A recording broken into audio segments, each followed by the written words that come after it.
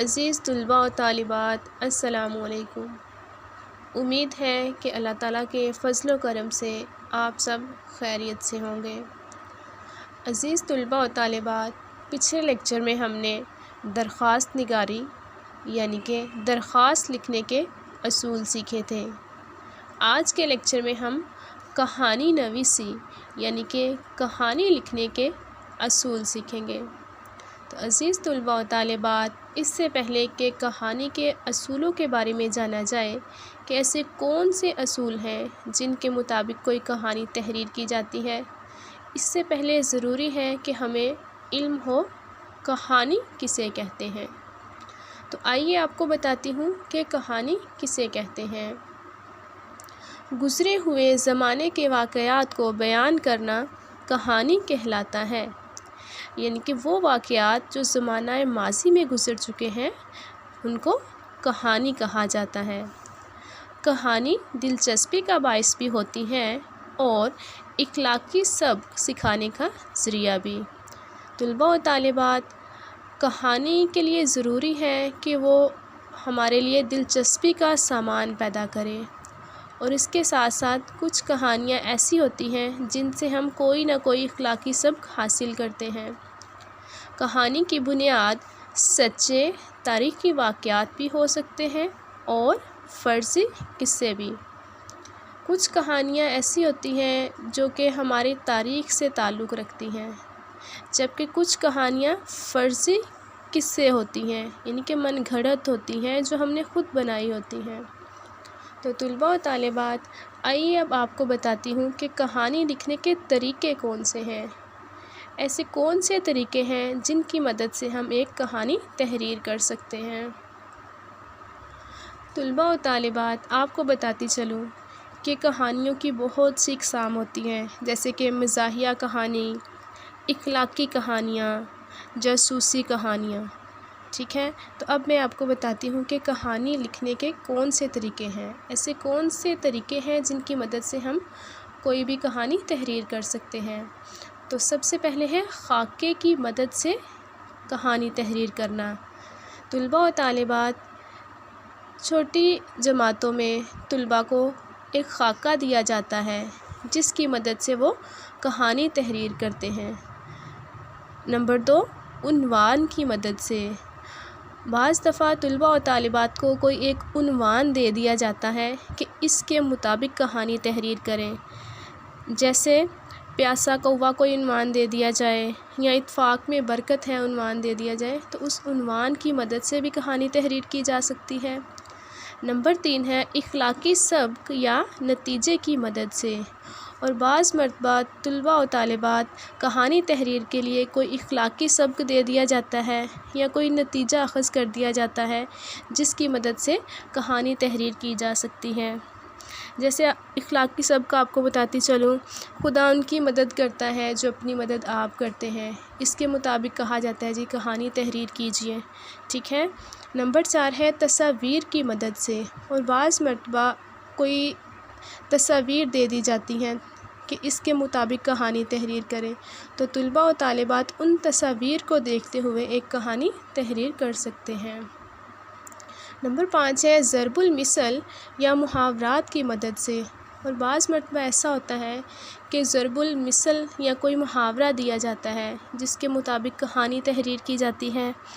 جیسے ضرب المثل یا محاورہ ہے، ہر چمکتی ہوئی چیز سونا نہیں ہوتی، یا جیسا کرو گے ویسا بھرو گے، یا اس طرح کے محاورات بھی ہوتے ہیں، دھوبی کا کتا گھر کا نہ گھاٹ کا۔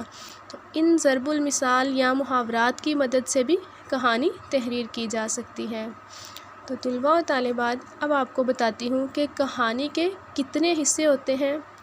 تو کسی بھی کہانی کو تحریر کرنے کے 3 حصے ہوتے ہیں۔ سب سے پہلا حصہ ہوتا ہے آغاز۔ آغاز میں بتایا جاتا ہے کہ کہانی کس چیز کے متعلق ہے یا کس شخص کے متعلق ہے۔ اس کے بعد ہوتا ہے انجام۔ انجام میں ہم لوگ یہ سیکھتے ہیں کہ اس پوری کہانی کے بعد اس کا کیا انجام نکلا، اور سب سے آخر میں اخلاقی سبق، یعنی آغاز اور انجام جاننے کے بعد ہم نے اس سے کیا اخلاقی سبق سیکھا۔ تو طلباء و طالبات اب بات کرتے ہیں ان اصولوں کی کہ وہ کون سے اصول ہیں جن کے مطابق ایک کہانی تحریر کی جا سکتی ہے۔ کہانی لکھتے ہوئے مندرجہ ذیل باتوں کو ذہن میں رکھیں۔ کہانی کا تعلق گزرے ہوئے زمانے سے ہوتا ہے، اس لیے کہانی میں ہمیشہ ماضی کا صیغہ استعمال کریں۔ تو کہانی لکھتے ہوئے سب سے اہم بات یہ ہے کہ کہانی کا تعلق گزرے ہوئے یعنی کہ زمانہ ماضی سے ہوتا ہے، اس لیے جب بھی کہانی لکھیں تو اس کے لیے زمانہ ماضی کا استعمال کریں۔ مثلاً ایک دفعہ کا ذکر ہے کہ ایک کوا بہت پیاسا تھا، تو طلباء و طالبات یہ جو لفظ تھا ہے یہ زمانہ ماضی کو ظاہر کر رہا ہے۔ یا اگر کوئی اور کہانی ہے تو ہم اس طرح سے بھی لکھ سکتے ہیں، کسی زمانے میں ایک بادشاہ ہوا کرتا تھا، تو یہاں بھی جو لفظ تھا ہے وہ زمانہ ماضی کو ظاہر کر رہا ہے۔ کہانی کے اوپر عنوان ضرور تحریر کریں۔ یہ اصول بھی بہت اہم ہے کہ جب بھی ہم کوئی کہانی تحریر کرتے ہیں تو اس کے لیے بہت ضروری ہے کہ کہانی تحریر کرتے ہوئے عنوان بھی لکھا جائے۔ کہانی لکھتے وقت واقعات کی ترتیب کا خیال رکھیں۔ جی طلباء و طالبات، یہ اصول بھی ایسا ہے جسے ہم نظر انداز نہیں کر سکتے۔ جب بھی کوئی کہانی تحریر کریں واقعات کی ترتیب کا خاص خیال رکھا جائے، واقعات کو ترتیب کے ساتھ بیان کیا جائے۔ کہانی ہمیشہ پیراگراف کی صورت میں لکھیں۔ تو طلباء و طالبات کہانی ہمیشہ پیراگراف کی صورت میں لکھنی چاہیے۔ کہانی نہ تو بہت زیادہ مختصر ہو اور نہ ہی بہت زیادہ طویل۔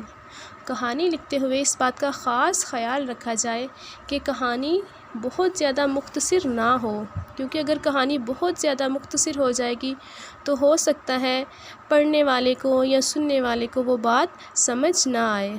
اور کہانی نہ ہی بہت زیادہ طویل ہونی چاہیے اور نہ ہی کہانی اتنی زیادہ لمبی ہو کہ پڑھنے والا اکتاہٹ محسوس کرے۔ تو طلباء و طالبات یہاں بات کرتے ہیں کہانی کی طوالت کی کہ جب ہم کہانی لکھتے ہیں تو ایک کہانی کی طوالت کتنی ہونی چاہیے۔ تو کہانی کی طوالت کم از کم 1.5 سے 2 صفحات کے درمیان ہونی چاہیے۔ کہانی لکھنے کا آخری اصول، کہانی کے آخر پر اخلاقی سبق یا نتیجہ ضرور لکھیں۔ طلباء و طالبات جب بھی کوئی کہانی اپنے اختتام کو پہنچے تو اس کا آخری اصول اور بہت اہم اصول یہ ہے کہ اس کہانی سے آپ نے جو اخلاقی سبق سیکھا یا جو نتیجہ حاصل کیا وہ ضرور تحریر کریں۔ تو طلباء و طالبات یہ تھے کہانی لکھنے کے اصول جو آج کے لیکچر میں ہم نے سیکھے۔ اس کے ساتھ ساتھ ہم نے یہ بھی جانا کہ کہانی کسے کہتے ہیں اور ہم کتنے طریقوں سے کہانی لکھ سکتے ہیں۔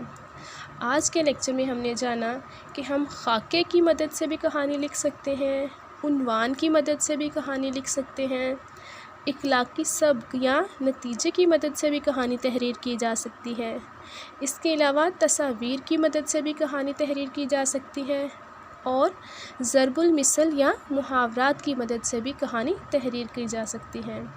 تو طلباء و طالبات آج کے لیکچر میں ہم نے کہانی لکھنے کے جو اصول سیکھے ہیں، امید کرتی ہوں کہ تمام طلباء و طالبات کہانی تحریر کرتے ہوئے ان تمام اصولوں کو مد نظر رکھیں گے اور اسی کے مطابق کہانی تحریر کریں گے۔ آج کے لیے اتنا ہی۔ اللہ حافظ۔